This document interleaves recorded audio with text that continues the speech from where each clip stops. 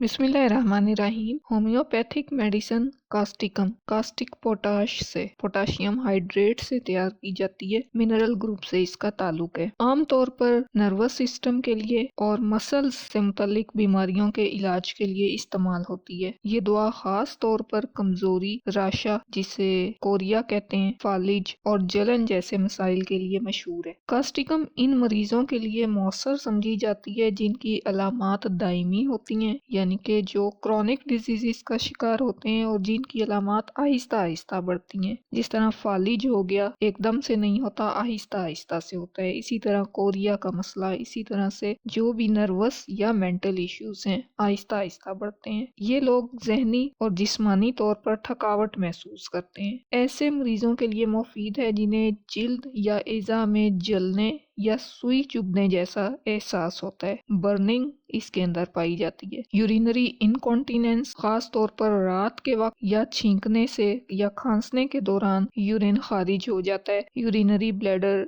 Irritable होता है, urine पे कंट्रोल नहीं रहता और यूरिन के दौरान जलन और कमजोरी का एहसास पाया जाता है। आवाज का बैठ जाना या मुकम्मल तौर पर खत्म हो जाना, खास तौर पर सर्द मौसम में। और जो इस तरह के लोग हैं जिनका प्रोफेशन है, जो ज्यादा बोलते हैं, जैसे सिंगर्स हैं, जैसे टीचर्स हैं, पॉलिटिशियंस हैं, तो ये ज्यादा बोलने की वजह से आवाज इनकी बैठ जाती है, तो उसमें कास्टिकम अपना रोल प्ले करती है। अगर कास्टिकम की कॉन्स्टिट्यूशन देखी जाए तो कास्टिकम के मरीज स्याह बालों वाले, स्याह आंखों वाले, पिलाहट माइल, हल्की जिल्द वाले और सर्द मजाज वाले होते हैं। सर्दी महसूस करते हैं, ज्यादा हसास होते हैं, दुखी लोगों के साथ हमदर्दी रखते हैं, गम के असरात का शिकार रहते हैं और हर छोटी छोटी बात पर रोने लगते हैं। इन्हें किसी नाखुशगवार वाक़े का या अंधेरे का खौफ रहता है। इनकी जिल्द पे सफेद धब्बे पड़ते हैं, चेहरे पर दाने जो ब्लीड करते हैं, जिनसे खून निकलता है, चेहरे पर, पलकों पर, नाक और नाखूनों के आसपास मस्से होते हैं, वार्स। जुबान की पुश्त पर इनको कसीलेपन का एहसास होता है और जलन होती है। तो किसी फौरी जज्बाती हालत या पुराने गम से होने वाली तकलीफ, ये लोग क्योंकि हसास होते हैं तो इस तरह के इश्यूज फिर ये फेस करते हैं। जिन लोगों को कास्टिकम की जरूरत होती है वो दूसरों के साथ बहुत हमदर्दी रखते हैं, दूसरे लोगों के मसाइब इन्हें परेशान करते हैं और वो मदद करने की कोशिश करते हैं। ऐसे लोग तरक्याती इदारों में, इमदादी कारकुनों में, नर्सों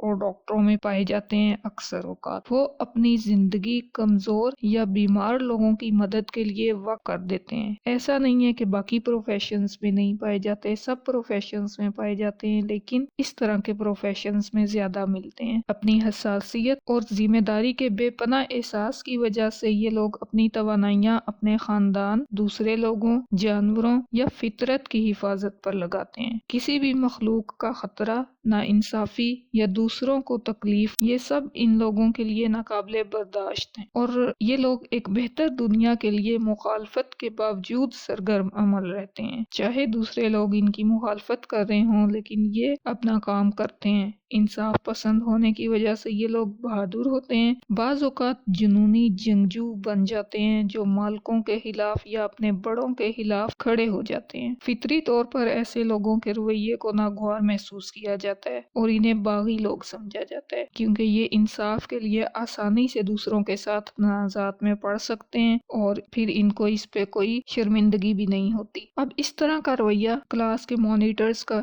यूनियन लीडर्स का, जानवरों या जो इन्वायरमेंट के तहफ़्फ़ुज़ के लिए काम कर रहे होते हैं उन लोगों में देखा जा सकता है। बल्कि छोटे पैमाने पर उन माओं में भी देखा जा सकता है जो आगे बढ़कर अपने बच्चे की हिफाजत करती हैं जब उन पर गलत काम करने का इल्जाम लगाया जाता है। ये लोग मजलूमों और कमजोरों की मदद करते हैं बगैर इसके कि इन्हें किस खतरे का सामना करना पड़ सकता है या इनके रवैये से इनके लिए जाती तौर पर क्या असरात मुरतब हो सकते हैं, ये नहीं सोचते और मैदान में कूद पड़ते हैं। अपनी हसास और हमदर्द तबीयत की वजह से ये लोग दूसरों की बहुत परवाह करते हैं। ये न सिर्फ अपनी फैमिली और इर्द गिर्द मौजूद लोगों की सेहत की देखभाल करते हैं, बल्कि बड़े लेवल पर भी माहौल की बेहतरी, सेहत की बेहतरी और दूसरों के मसाइल के हल पर बात करते दिखाई देते हैं। तो जिसका जो लेवल होगा, जो जिस लेवल पे काम कर रहा है, जिसका जो प्रोफेशन है, वो उस हिसाब से इस तरह का बिहेवियर शो करता है। अब ये शदीद देरीना कुर्बानियां और दूसरों की तरफ से मुशक्कत कास्टिकम मरीज को मुकम्मल तौर पर थका सकती है। आहिस्ता आहिस्ता एसाबी निज़ाम उज़लात पर से कंट्रोल खो देता है। जो नर्वस सिस्टम है, मसल्स उसके कंट्रोल में नहीं रहते। मायूस कुन नाउमीद लड़ाइयों की बदौलत इनमें जहनी और जिस्मानी कमजोरी पैदा हो सकती है, जो फिर शदीद फालिज की सूरत में जाहिर होती है। इसमें लोकल पैरालिसिस पाया जाता है, जिस्म के किसी एक हिस्से का फालिज। ये फालिज बुनियादी तौर पर जिस्म के दाएं जानिब के पट्टों में जाहिर होता है, जैसे फेशियल पैरालिसिस, मुंह खोलते हुए मुश्किल होती है, वोकल कॉर्ड्स का, जुबान का, लेरिंक्स का, निगलने वाले मसल्स का, चबाते वक्त गाल अंदर से दांतों में आ जाता है, फिर ऊपरी पलकों का, कान के मसल्स का, आवाज या अल्फाज री को होते हैं, रेक्टम का, मसाने में बिस्तर गीला करने का बाइस बन सकता है ये पैरालिसिस, और छींकते हुए, खांसते हुए, चलते फिरते हुए यूरिन पे कंट्रोल नहीं रहता। इन्हें एसाबी बीमारियां जैसे मल्टीपल स्क्लेरोसिस, फालिज, कोरिया, मिर्गी वगैरह का खतरा रहता है। जैसे जैसे पैथोलॉजी इन्वॉल्व होती जाती है, मरीज उदास होते जाते हैं, इनकी जंग इन्हें थका देती है, वो फिक्रमंद हो जाते हैं और इनकी यादाश्त कमजोर होती जाती है। मतलब फालिज के असरात दिमाग तक पहुंच चुके हैं। रात को बिस्तर पर टांगों में बेचैनी और बेहिसी पाई जाती है। लेफ्ट साइड का शियाटिका, घुटने कमजोर हो जाते हैं, सहारे के बगैर चलना मुश्किल हो जाता है, लंबी हड्डियों के दर्द पाए जाते हैं, जैसे टिबिया, फिब्यूला,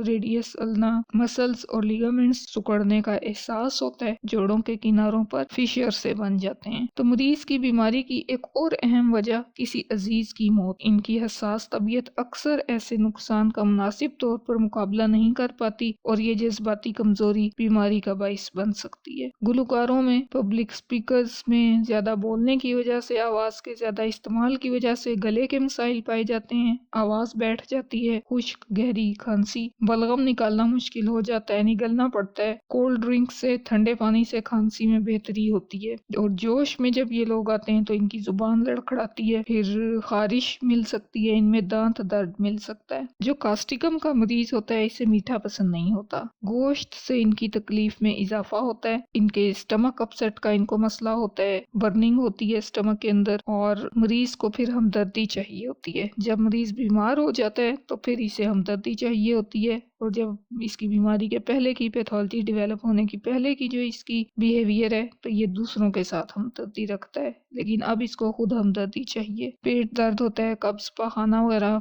पखाना भी इसका कंट्रोल नहीं रहता, उस पे से भी इसका कंट्रोल खत्म होता जाता है, और पाइल्स जैसी, हेमराइड्स जैसी तकलीफें होती हैं इसको। फिर लिकोरिया फीमेल्स के अंदर और हैज के मसाइल भी पाए जाते हैं। ऑपरेशन के बाद यूरिन अगर बंद हो जाए तो कास्टिकम काम आती है, और मोतिया वगैरह में कास्टिकम काम आती है। जख्म ठीक ना हो रहे हों, रीओपन हो जाते हों, तो उनको भी ये ठीक कर देती है। अगर हम मोडेलिटीज की बात करें तो सुबह के वक्त अलामात ज्यादा होती हैं, ठंडे मौसम में इसकी तकलीफ पड़ जाती है, गर्मी या नमी में सुकून मिलता है, एक्सर्शन से, मोशन से इसकी तकलीफात में इजाफा होता है। अगर हम कास्टिकम की कम्प्लीमेंट्री मेडिसिन देखें तो कार्बोवेज, इग्नेशिया, कालुसिंथ, कैलकेरिया इसकी कम्प्लीमेंट्री मेडिसिन हैं। फालिज में कहा जाता है कि एकोनाइट एक्यूट है और कास्टिकम उसकी क्रॉनिक आ जाती है। फिर रिमेटिज्म में देखें तो रस्टॉक्स और सल्फर के साथ इसका कंपैरिजन बनता है। पैरालिसिस में रस्टॉक्स के साथ, टूथिक में कालुसिन और स्टेफी के साथ, टॉसिस में यानी कि पलकें जो गिर जाती हैं, पलकों का पैरालिसिस, उसके अंदर जेलसीमियम और सिपिया के साथ, कन्वल्जन्स में सिक्यूटा और क्यूप्रमेट के साथ इसका कंपैरिजन बनता है। अब कास्टिकम के अंदर बर्निंग बहुत पाई जाती है, इसके स्टमक में ऐसे एहसास होता है पेशेंट को जैसे चूना उबल रहा है, इतनी इसके अंदर जलन पाई जाती है, और जुबान की बैक के ऊपर जलन इसका एक स्पेसिफिक डायग्नोस्टिक पॉइंट भी है कास्टिकम का। अगर हम बर्निंग में इसका कंपैरिजन करें तो सल्फर के साथ कंपैरिजन बनता है। सल्फर में खारिश होगी, इसकी खारिश और तरह की है, इसमें पिंपल्स हैं जिसमें से ब्लड निकलता है। एपिस के साथ का कंपैरिजन बनता है, एपिस में स्ट्रिंगिंग बर्निंग होती है, कास्टिकम में सोरनेस होती है, कास्टिकम में दुखन होती है, दर्द होता है। फास्फोरस के کے ساتھ اور آرسینک کے ساتھ اس کا